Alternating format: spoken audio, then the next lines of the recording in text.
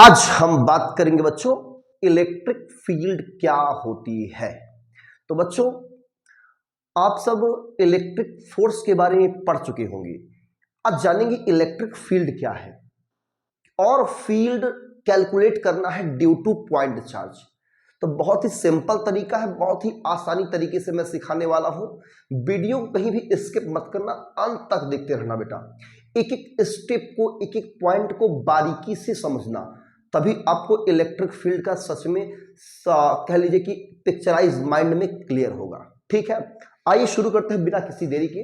तो my name is Shailendra Dwivedi, I teach physics. तो बच्चों इलेक्ट्रिक फील्ड है क्या? जैसे मान लो ये आपका बेटा एक चार्ज है, पॉइंट चार्ज।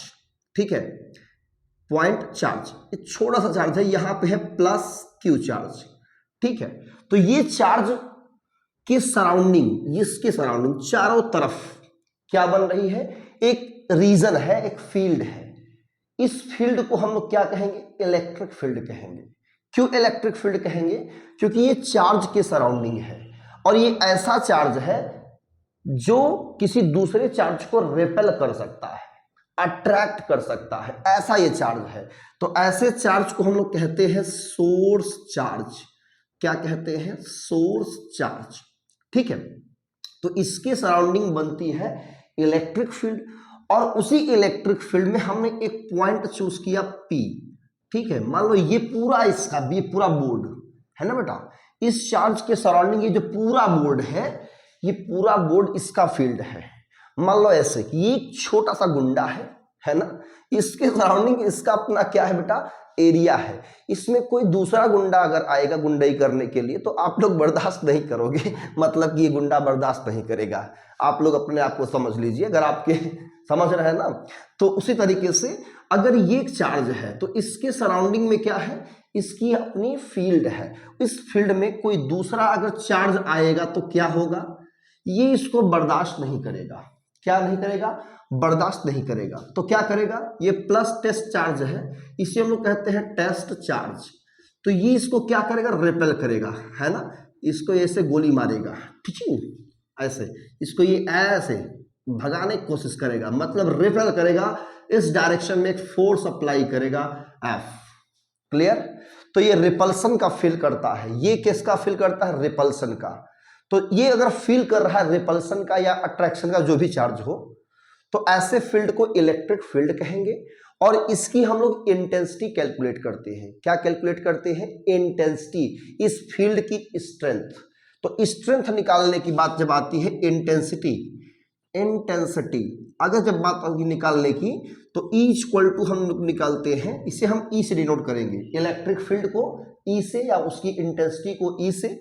और ये होता है फोर्स पर यूनिट टेस्ट चार्ज, मतलब चार्ज से आप डिवाइड कर दीजिए, उसी फोर्स में चार्ज से डिवाइड कर दीजिए जिसके ऊपर फोर्स लग रहा है, मतलब इसके यूनिट चार्ज पे कितना फोर्स काम कर रहा है इस पॉइंट पे, वो क्या होगी? इसकी इलेक्ट्रिक फील्ड होगी।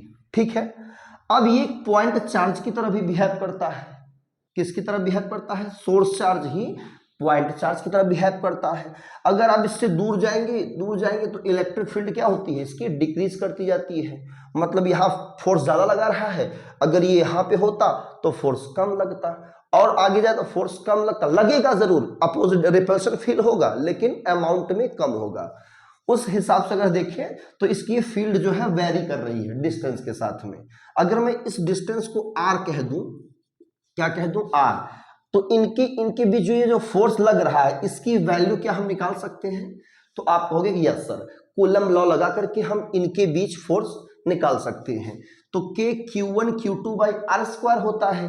तो Q1 ये है, Q2 ये है, तो Q into Q naught by R square, ये फोर्स की वैल्यू मिली। अगर इस फोर्स की वैल्यू इस जनरल फार्मूला में हम पुट कर देते हैं तो electric field intensity due to point charge या सोर्स चार्ज क्या होगा? K Q naught by R square upon Q naught से क्यू नॉट मर गया, क्या बचेगा? K Q by R square. हाँ सर, आ गया ना।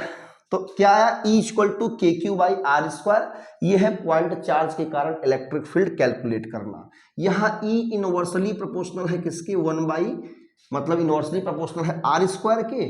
तो ग्राफ अगर प्लॉट करते हैं आर स्क्वायर और इलेक्ट्रिक फील्ड के बीच, तो ग्राफ हमें कैसा मिलता है, ऐसा ग्राफ मिलता है। मतलब डिस्टेंस बढ़ेगी तो इलेक्ट्रिक फील्ड काफी ज्यादा घट जाती है। तो यही है इलेक्ट्रिक फील्ड के बारे में, और इसी पर बनते हैं बच्चों सवाल, न्यूमेरिकल। पढ़ाई करिए, मिलते हैं नेक्स्ट वीडियो में इसके इलेक्ट्रिक फील्ड के आगे का कॉन्सेप्ट। ठीक है, तो बढ़िया सा कॉन्सेप्ट लेके मिलेंगे एक और टॉपिक पे। ठीक है, पढ़िए तब तक, all the very best, thank you.